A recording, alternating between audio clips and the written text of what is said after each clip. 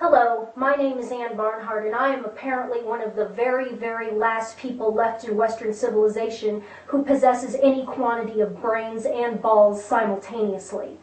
I saw that Senator Lindsey Graham appeared on Face the Nation this morning and said the following when asked by Bob Schieffer if there was anything that could be done about Americans burning the Koran. Quote, "Yeah, I wish we could find some way to hold people accountable. Free speech is a great idea, but we're in a war. During World War II, you had limits on what you could say if it would inspire the enemy. Anytime we can push back here in America against actions like this that put our troops at risk, we ought to do it." Unquote. Lindsey Graham is a Republican, and if John McCain had been elected president in 2008, Lindsey Graham would be the Attorney General of the United States today. Remember this as I go forward. Let's take Graham's words sentence by sentence. First sentence, quote, "Yeah, I wish we could find some way to hold people accountable." Unquote. Hold people accountable? For what?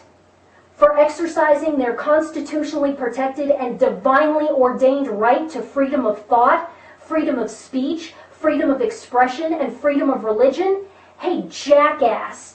Have you not read the First Amendment to the Constitution of the United States? Here, let me read it for you. "Congress shall make no law respecting an establishment of religion or prohibiting the free exercise thereof, or abridging the freedom of speech or of the press or the right of the people peaceably to assemble and to petition the government for a redress of grievances."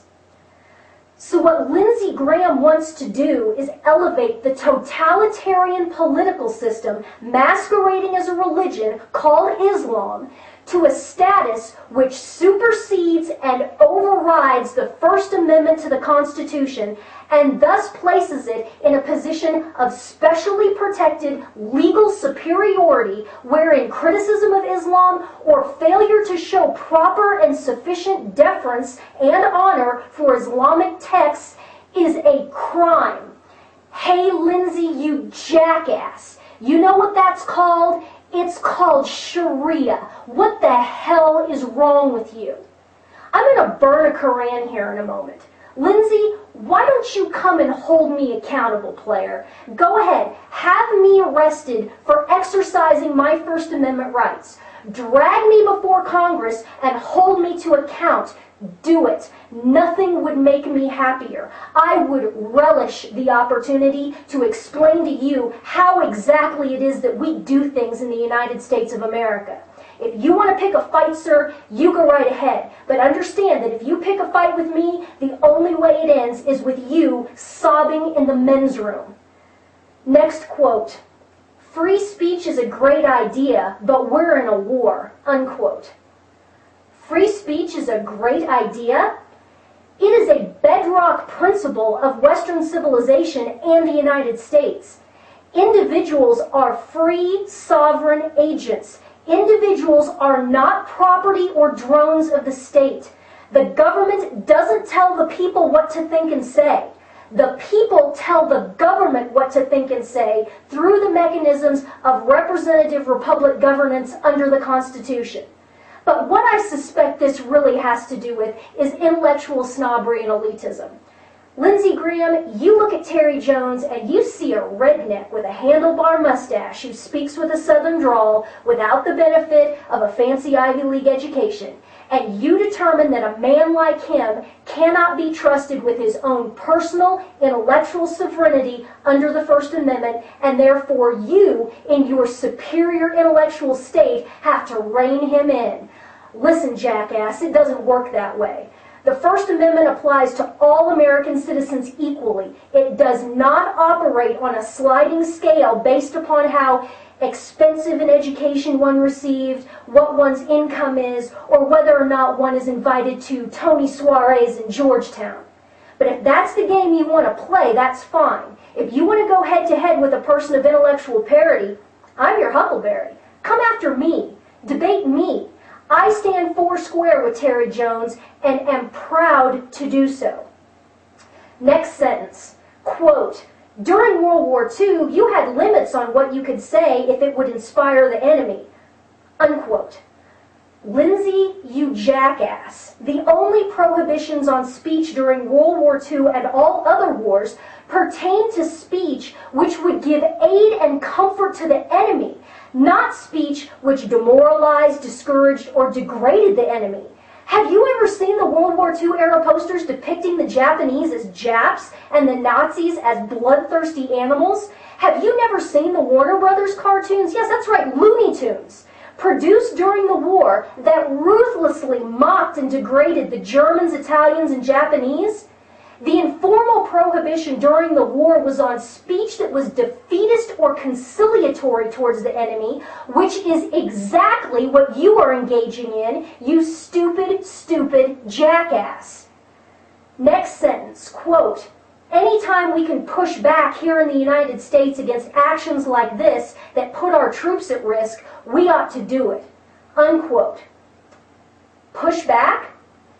Since the free speech in question is by a loyal, law-abiding American citizen against the sworn enemy of the United States and its Constitution, which is Islam, and you, Senator Graham, are talking about pushing back using the force of the government of the United States, it sure sounds to me like you have decided that the United States government is allied with Islam against the people of the United States who do not show sufficient deference and respect for Islam.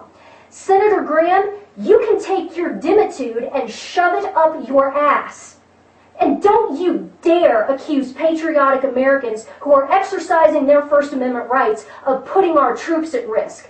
The only thing that is putting our troops at risk are the suicidal, defeatist rules of engagement which prevent our brave soldiers from actually fighting and defeating the enemy.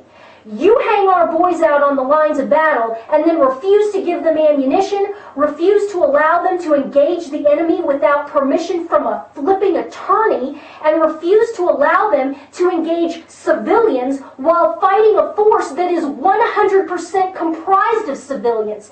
How dare you accuse us of putting our troops at risk? Final quote. So I look forward to working with Senator Kerry and Reid and others to condemn this, condemn violence all over the world based in the name of religion, unquote. I have just one question. What act of violence did Terry Jones or Ann Barnhart perpetrate? Did we kill anyone? Did we assault anyone? Did we saw anyone's head off? What act of violence did we perpetrate? How is burning paper with ink on it an act of violence? How is this object made of paper equivalent to the life of a human being? Are you honestly arguing that tearing and burning a book is equivalent to killing and beheading a human person? What is the matter with you? Do you know why we Christians don't get too terribly upset about people who burn Bibles or create horrific sacrilegious images using Christian symbols? Because we understand that a Bible can be reprinted and that an image is just an image. The image of a crucifix submerged in a jar of urine makes us sad.